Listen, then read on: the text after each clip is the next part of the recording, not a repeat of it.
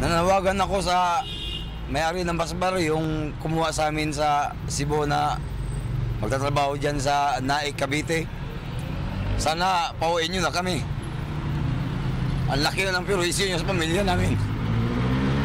Bakit nagawa mo sa amin to? Mahirap lang kami. Pinatigil nyo na trabaho namin. Ba't hindi nyo ibigay yung lahat-lahat ng sahod namin? Mayong hapon. Mayong ito. Sa inyong tanan. Okay. So, Sir Marvin, kaya kayo pumayag dahil maganda yung mga sinabi sa inyo nitong si Renel Pitugo. Ito yung nag-recruit sa inyo. Opo, sir. Na libre pamasahe. Tapos pagdating dito, 450 per day. Tapos libre pagkain. Opo. Pero hindi man pala nasunod. Yung pamasahe pala, siningil pa sa inyo. Totoo po yan, sir.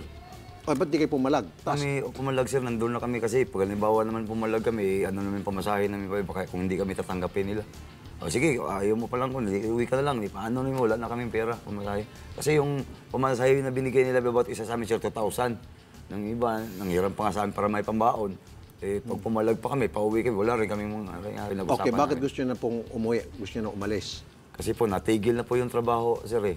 Wala naman silang ibang pagpasahan sa amin, kundi puro na lang sila yung mayroon daw susunod na ganito. Eh, nung nag-meeting, last naming meeting, sabi nila na mag-apply na kayo. Kung halimbawa may gusto kayong mag-apply, apply na kayo. So gusto niyo na lang kunin yung natitirang sweldo at umuwi na lang? Umuwi na lang po. Sino nagpapasweldo sa inyo? Dumating po yung time, sir, na yung sa pamatik na yung nagsweldo sa amin, eh. Kasi yung pamatik, sa totoo lang po, naawa po sa amin. Kasi yung mga iyang sa Basbar, delay ko magpasahod. Cherry Vargas, admin staff ng Basbar Corporation. Ma'am Cherry, magandang tanghali po sa inyo, Ma'am Cherry. Yes po, sir. Ma'am Cherry, si Rafi Tulfo po ito sa TV5. Ma'am, andito po yung mga taga Cebu na nirecruit po sila. Kailangan na po nila makauwi na lang at masingil po yung mga titirang sweldo. Pwede ba na nila makuha ngayon? Sasamahan po namin sila sa inyo? Tanggapan? Sa mga kasagot po niya, sir, yun po kami taga-main office, sir, yung mga empleyado namin sa main office. Kaso nga po, sir, lunch break po ngayon, kaya siguro Sige, po hindi... ganito na po gagawin natin, ma'am. Pakitawagan na lang po yung mga taga-main office. Sabihin nyo po, darating po kami today para singilin na po yung sweldo nito mga tao dahil nga po gutom na sila. Kailangan na po nila ng kanilang sweldo para makauwi na. Okay, ma'am? Okay po, sir. Sige po, tawagan ko po sila, sir, nasagutin yung tawag niya, Ngayon sir. na po, ha. Salamat po, Ma'am Cherry, ha. Akong bahala sa inyo. Kay karon mismo, ha. Mauban ako sa inyo. Samahan ko kayo. Salamat, sir. Papunta ng inyong main office. And then, sisiguruhin ko po, makukuha niyo po yung sweldo ninyo at makakauwi kayo. Ginagaranti ko po sa inyo. Salamat, sir. Sinusumpa ko po sa inyo. Ano pa mangyari, kayo po yung makakauwi ng Cebu. At makukuha niyo po yung sweldo, okay? Salamat, sir, Lotte. Sige po. Salamat, sir. Sige po, sige po. Ngayong araw na ito, sasamahan mo sila. Opo, sir. Saan ba kayo tumutuloy ngayon? Wala, sir. Ayan yung mga gamit ko na may manok pa dyan.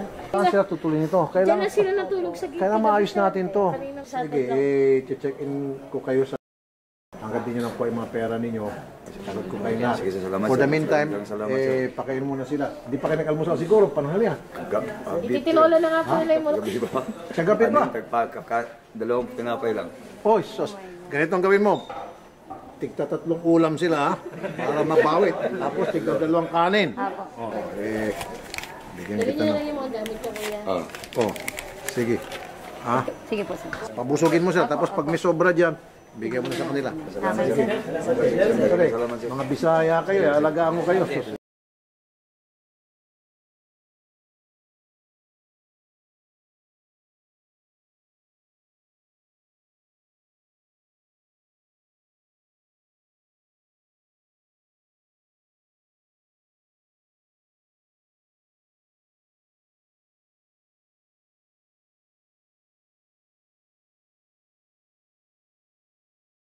Kumusta ho sir? Nakapag-lunch na kayo? Sir, una po sa maraming salamat. Nakatapos na po. Walang anuman sir. Busog, sir. Basta't ho kayo. Kaya po kami nandito para tulungan yung mga katulad po ninyo. Salamat Hindi po, po namin kayo pababayaan. Sige, si Miss Sheila Domingo, ito yung kausap kanina. Sabi niya, kakausapin daw niya yung mga kinaukulan sa kanila para di sa problema nila Sir Marvin. Ma'am Sheila, magandang hapon. Yes po. Ma'am Sheila, paano na po itong problema ng mga trabahante ninyo? Actually, sir, nagkakaproblema lang talaga konti ngayon yung funding namin. Pero ginagawa naman po namin ng paraan talaga para masettle namin yan. Gawa niyo po ng remedyo kung kinakailangan po kasi marami na kami experience sa mga ganito. Yung iba ho, nagsasanla ng kanilang engagement ring. Yung iba nagsasanla ng sasakyan. Siguro naman po, malaking kumpanya kayo, korporasyon. Magsanla ho kayo, sabihin niyo sa may-ari, benta niyo yung kanyang kalsonsilyo. Opo, sir. Di ba? Opo, sir. Kasi Yes, katulad nito, ma'am, wala silang matulugan. Yes po. Ako nang bahala, ma'am, sa kanila Manila, sir. matulugan. Okay. Ang gusto ko lang Opo. na dapat by tomorrow, Opo, sir. mabigay na yung kanilang mga sweldo Opo. para makauwi na po sila ng Cebu. Opo, sir. Kaawa-awa po talaga sila. Sige po, sir. Pasensya na po. Okay. So, ma'am ha, bukas ha, sigurado. So, Madam Sheila, salamat po, ma'am ha. Talagang kanina pa kayo tumutulong sa amin na para masolve yung problema. So, kayo pong kukontakin namin, Ma'am Sheila? Opo. Sige. Ma'am Sheila, God bless you, Ma'am Sheila. Okay po. 3 kwarto. Makatulog na kami ng hotel, sir. First time. Oh, first time ha, First time, para magtulog hotel. Oh, sige. Puro lang siginto. Ano gagawin mo? Ilan to pa? Gayad ka, sir. Kunson, pagka mabutulog. First time pa namin magtulog ng hotel. Lulundag-lundag. Paano ka lulundag? Lunod doon. Ang sarap, ang lambot, ang lambot. Salamat. Very good. Sige, kasi na ba sa inyo yung pagkain?